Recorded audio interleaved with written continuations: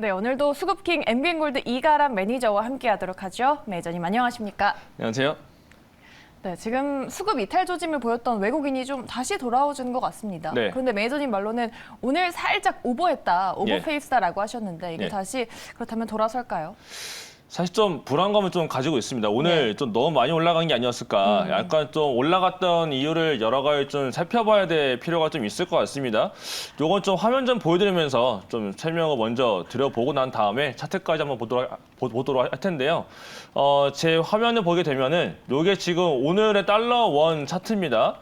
지금 보시는 것처럼 어제와 오늘 달러 원이 다시 빠지면서 이제 1316원까지 내려와준 모습인 건데요.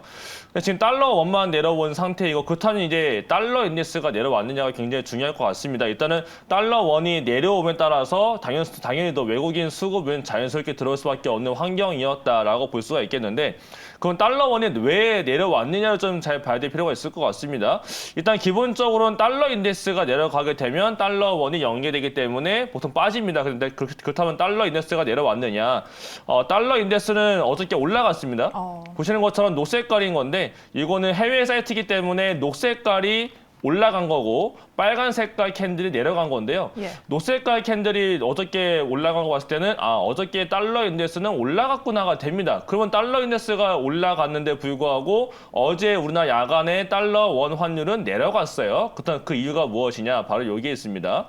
달러 위안화가 어저께 급격한 하락을 보여줍니다. 이 달러 위안화하고 달러 원이 굉장히 큰 상관관계를 갖고 있기 때문에 달러 위안화 약세에 따라서 달러 원이 내려갔다라고 볼 수가 있겠는데 그렇다면 이제 달러 위안화 내려갔던 이유는 아무래도 중국에서 발생되고 있는 리오프닝에 대한 기대감이 반영이 된 것 같습니다. 근데 물론 뭐 단계적인 리오프닝 완화는 될 것 같지만 아직은 완벽하게 되고 있다라고 보기는 아주 어려울 것 같고 지금은 일단 부동산 정책은 풀어놓은 상태에서 완벽하게 봉쇄를 풀고 있는 상황은 아닌 것 같고요. 지금 오늘 올라왔던 언론 보도자를 보게 되면 중국 내 대학생들의 시위가 커지고 있다 보니까 오히려 대학생들을 집으로 돌려보내고 있다라고 합니다. 그렇다는 얘기는 대부분 대학생들이 기숙사 생활을 하고 있는 상태이기 때문에 지금 약간 좀 시위를 막으려는 듯한 움직임만 보여주고 있는 상태에 놓여져 있는 것 같아요. 그러면 얘가 조금 더 이어질 것이냐가 중요한 것 같은데 오늘 오히려 달러 위안화도 올라갔습니다. 근데 달러 원이 내려갔다. 요거는 수급적인 이벤트 때문으로 보여져요. 아무래도 중국발 이슈가 좀 불거지다 보니까 중국 쪽 자금 들어가던 게 다시 한국으로 왔을 가능성도 있겠고 그거 외에 오늘은 MSCI의 리밸런싱이 있었던 날이었습니다. 그에 따라서 외국계 자금들이 꽤나 들어올 수 있는 환경이었기 때문에 지금 요 환율적인 것들 달러 위안화가 어저께 내려갔던 거 그다음에 오늘 수급적인 이벤트가 있었기 때문에 두 가지가 겹쳐가지고 오늘 외국계 수급이 굉장히 좋게 들어와줬는데요. 일단은 프로그램 매수 보게 되면은 지금 프로그램 두 가지입니다. 왼쪽 게 코스피고 오른쪽 게 코스닥인 건데 코스피가 먼저 아침부터 세게 들어오더니 막판에 더 들어와줘요. 요 마지막에 피날레 찍어놓았던 게 그 프로그램 매수세에 들어왔던 것들 그리고 MSCI 자금에 대한 동향 때문에 들어왔던 것 같은데 이렇게 들어왔기 때문에 그렇게 하면 이제 외국인들이 들어왔으니까 앞으로 더 좋아지는 것이 아니냐라고 볼 수가 있겠지만 오늘의 또 월 말입니다. 근데 보게 되면 항상 이렇게 오늘 같은 경우도 이번 달 들어 특히 9월 달 이후로 가장 크게 들어왔던 외국인 수급인 건데요. 이 빨간 색깔 막대가 외국인 수급인 겁니다. 자 보시면 특징적인 게 월 말에 이렇게 5월달 말에도 가장 크게 들어왔었고요. 그때가 외국인 들어오면서 고점이었고 그 다음부터 약세로 왔습니다. 자, 그 다음에 8월 말에도 굉장히 크게 들어오면서 외국인 수급에 따라서 증시가 올라갔었는데 그 다음부터 어떻게 돼요? 약세로 가고 있죠. 똑같은 이번에도 9월달 말에 그러니까 이번에 11월 말일 날 가장 큰 매수가 들어왔는데 지수가 많이 올라갔습니다. 근데 보게 되면은 달러와 약간 반대로 가는 환율 때문에 올라간 거다라고 볼 수가 있을 것 같고 그것 때문에 외국인 들었다고 봤을 때 오늘 이벤트가 있는 게 내일 새벽 3시 일단 오늘 밤에는 ADP 민간 고용에다가 졸트 보고서가 발표가 되고 내일 새벽 3시 반에는 제롬 파월 연준 의장의 발언이 있고 그다음에 새벽 4시에는 베이지국 발표가 됩니다. 거기에 따라서 만약에 달러 인덱스가 상승으로 올라가 버린다면 미증시가 올라가지 않고 보합권이거나 만약에 하락 마감하게 되면은 우리하고의 갭 차이가 갭 차이가 나타나기 때문에 내일 우리나라 증시는 강세라기보다는 약하게 내려갈 가능성이 높지 않을까라고 보고 있습니다. 실제로 옵션을 보더라도 콜옵션에 대한 매도와 풋옵션 매수가 종가에 나타나고 있기 때문에 이런 거 봤을 때는 약간 외국인들이 오버페이스를 한 것이 아니었을까.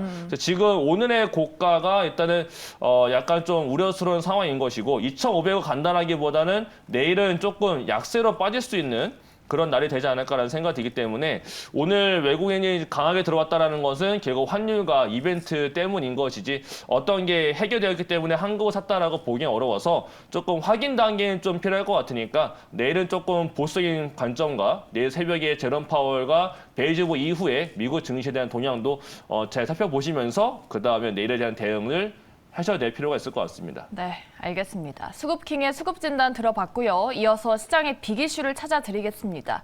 요즘 핫한 비즈니스를 모두 영위하는 기업이 있죠. 바로 포스코 그룹주인데요. 첫 번째 주제로 이야기 나눠보도록 하죠. 네, 포스코 그룹주가 악재를 딛고 달릴 수 있을까요? 철강에서부터 리튬, 전기차 충전 등등 다양한 신사업 투자를 진행 중입니다. 저희가 월요일에도 포스코 그룹주를 짚어드렸었는데 오늘 포스코 스틸리온이 상한가에 포스코 ICT는 전기차 무선 충전이랑 엮여서 급등을 하고 엠텍도 계속 움직여 왔었죠. 오늘은 뭐 노조 이슈도 있던데 그룹주 이슈들 한번 짚어볼까요? 일단 포스코홀딩스 같은 경우는 이제 그동안 뭐 채광 쪽으로만 알고 있었는데 네. 채광 쪽뿐만 아니고 이제 아무래도 호주 쪽이랑 여러 가지 뭐 다른 나라에다가 리튬 관련돼서 투자를 많이 했던 부분이 최근 들어서 좀 많이 부각을 받고 있는 것 같습니다. 그래서 포스코 홀딩스 많이 올라가 주면서 뭐 최근 지난번 고점 자리까지 올라가는 모습이 있고 다시 한 번 더 30만 원 돌파를 앞두고 있을 정도로 굉장히 좋은 모습인 건데 뭐 약간 신사업에 대한 내용들은 좀 많이 반영이 되고 있는 것 같습니다. 뭐 추가적으로 더 올라간다라기보다는 조금 포스코 홀딩스 이런 종목들은 좀 누워서 갈 가능성이 있지 않을까라는 생각이 들고 그다음에 오늘 자회사 중에 하나가 이제 포스코 스틸리온 같은 경우는 사실은 어저께 공항 관련된 뉴스가 있었는데 그 관련해서 올라갔던 것도 있었고 그 노조가 양대 노조가 있다라고 하죠. 그 중에 한 노조가 오늘 이제 뭐 민주노총에서 금속 노조를 탈퇴하겠다라는 것 좀 탈퇴를 추진한다라는 내용이 좀 올라왔습니다. 그에 따라서 포스코에서도 포스코 스틸리온이 상한가로 좀 올라가는 모습이 있는 건데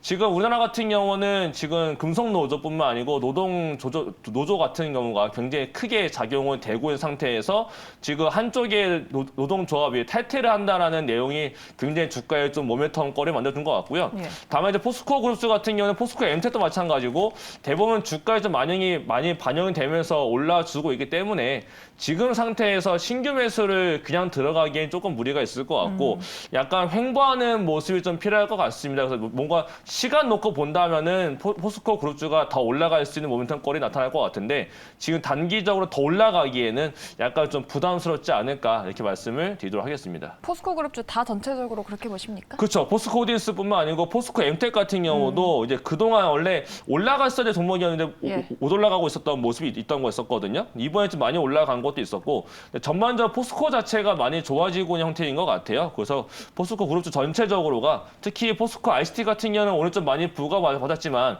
앞으로 더 부각을 받을 수 있는 그룹주를 골라본다면 사실은 포스코 ICT가 좀 가장 유망하지 않을까라고 보고 있거든요. 오늘 좀 많이 올라가 있는데 이 종목들을 좀 눌려준다면 좀 긴 호흡에서는 포스코 ICT를 조금 더 보시는 게 어떨까 이렇게 말씀을 드리도록 하겠습니다. 네, 좋습니다. 포스코 ICT에 대한 의견까지 들어봤습니다.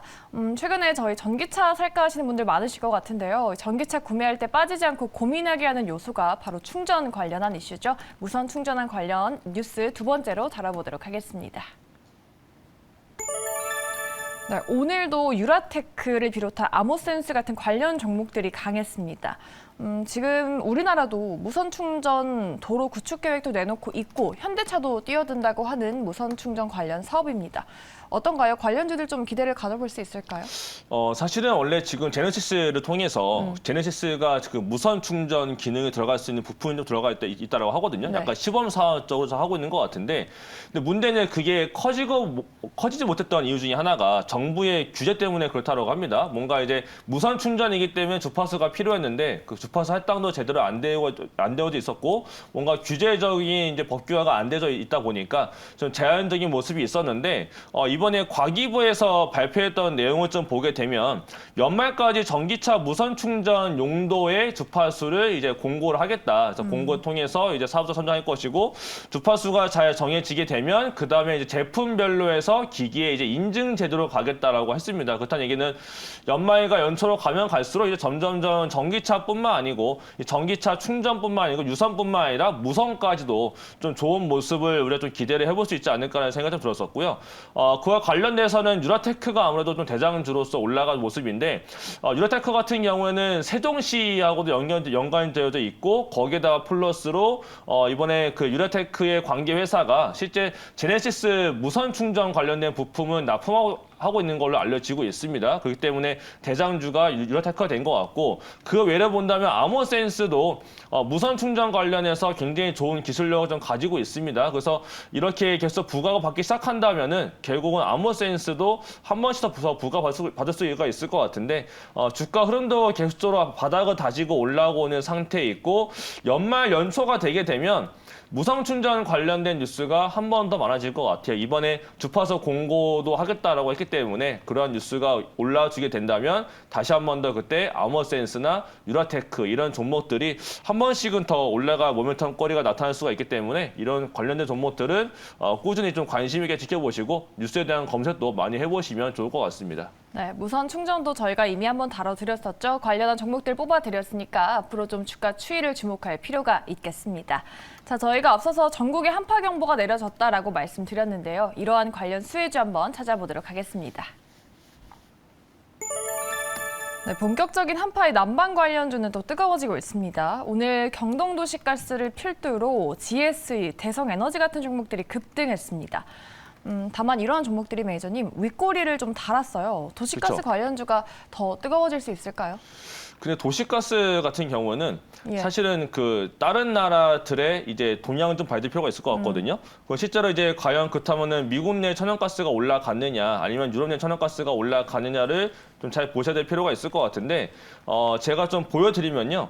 일단 어저께 미국 내 천연가스 같은 경우는 어저께도 올라가지 않았고 지금 현재도 올라가고 있지 않은 걸로 보여집니다. 반면에 이제 어제 같은 경우는 TTF 가스라고 해서 유럽 내 가스를 보통 말하는데 TTF 같은 경우 어저께 올라갔고 영국도 올라갔습니다. 최근 들어서 보게 되면 지금 TTF 가스 같은 경우에도 아래로부터 바닥을 다 다져놓고 좀 은근히 올라와주고 있어요. 그렇다는 얘기는 유럽의 날씨도 점점 조금씩 추워지고 있다고 합니다. 그래서 뭔가 이런 거 봤을 때 가스 관련된 종목들도 겨울엔 좀 더 다시 한번 봐야 되지 않을까라는 생각이 좀 들었었고 러시아 쪽에서 이제 가스 공급을 제대로 안 하게 되면 지금 많은 양을 지금 뭐 만약 재고를 쌓아놓고 있다고 하지만 결국은 재고 소진이 될 거란 말이죠.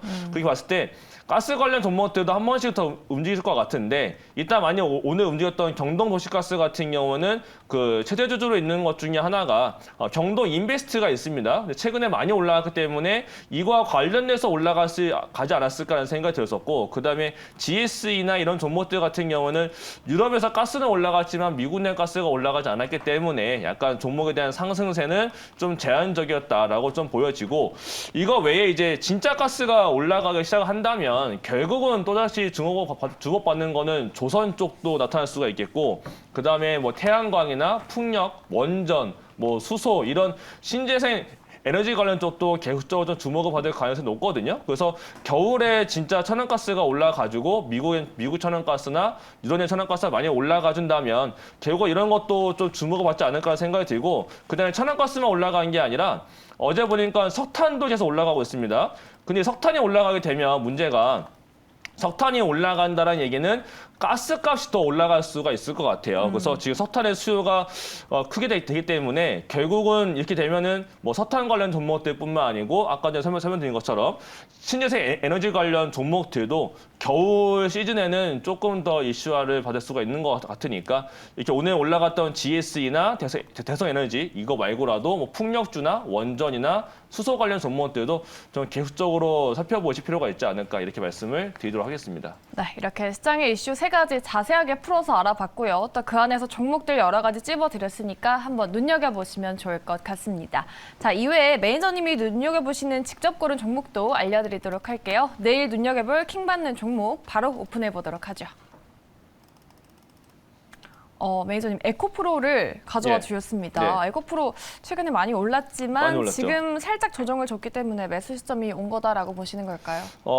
에코프로가 좀 많이 올라갔습니다. 사실 이번 주 내내 올라간 종목이 에코프로인데 예. 에코프로는 지주회사죠. 에코프로 BN도 갖고 있고 에코프로 HN을 가지고 있는 회사인데 이벤트가 있어요. 내일 이제 12월 1일 날 에코프로 그룹사들의 IR을 합니다. 그 IR을 하게 되면은 신사업에 대한 내용들과 내년도에 대한 가이던스를 한 번 더 제시를 할 걸로 지금 알려져 있고, 뭐 에코프로 같은 경우는 뭐 공장 투어도 할 거다라는 내용도 많아지고 있는데, 에코프로가 이렇게 되면은 내일 이제 IR 진행하면서부터 내용이 조금 더 좋게 나와준다면 한 번씩은 더 반등할 가능성이 또 높아 보이고, 만약에 오늘 밤에 증시가 안 좋아서 만약에 미증시가 빠지면서 국내 증시가 내려간다고 하게 되면 오늘 보신 분들 아시겠지만은 시가총액 종목들 위주로 매수세가 들어오거든요. 예. 오늘 같은 경우는 에코프로 BM부터 매수세가 들어오고 난 다음에 에코프로도 같이 들어왔기 때문에 이런 걸로 봤을 때 코스닥에서 뭔가를 본다면은 결국 에코프로 그룹사들 봐야 될 필요가 있을 것 같은데, 에코프로 BM 같은 경우 좀 많이 무겁고 에코프로가 최근 들어서 지분 가치에 대한 이슈도 있고 여러 가지 신사업에 대한 이슈가 많이 붙어져 있는 상태에 있기 때문에 에코프로가 날 것 같고요. 그다음에 임직원 주식 보상이라는 게 이번에 새로 올라왔습니다. 예. 근데 그거 같은 경우는 스톡옵션과 다르게 임직원들은 돈 한 푼 들이지 않고 24년도부터 해가지고 주식을 성과에 따라서 보상을 받는 거예요. 그건 보너스를 받는 거다라고 보시면 될 것 같은데, 그 보너스를 그냥 주는 게 아니고 연봉이 한 15에서 20% 상당이 되는 주식을 주겠다라고 했습니다. 그렇다는 얘기는 그만큼 자신이 있다라는 얘기가 될 것 같거든요. 네. 이러한 종목들은 결국 주가가 빠지기보다 올라갈 가능성이 높다라고 보여지기 때문에 이벤트 거리도 있고 모멘텀도 많고 당장 내일 또 이벤트가 있는 종목으로서 주가가 밀린다면 저가 매수가 들어오기 굉장히 쉬운 종목 중에 하나가 에코프로이기 때문에 오늘은 에코프로로 좀 말씀을 좀 드려보도록 하겠습니다. 그래서 매수와 손절가 목표가를 말씀을 드려보면 에코프로 같은 경우는 조금 올랐습니다. 그래서 이거는 내일 저는 기본적으로 시장이 약할 거다라고 베이스를 깔아놓고 말씀을 드리는 겁니다. 매수가는 오늘 시초가 부근인 13만 5천 원을 매수가로 드리겠고요. 목표가는 전고점 넘어가는 14만 6천 원대 라인, 손절가로는 12만 5천 원을 말씀드리도록 하겠습니다. 네, 이렇게 시장의 비기쇼와 함께 공략주 에코프로 알려드렸습니다. 목표가 14만 6천 원 잡고 대응해 보도록 하죠.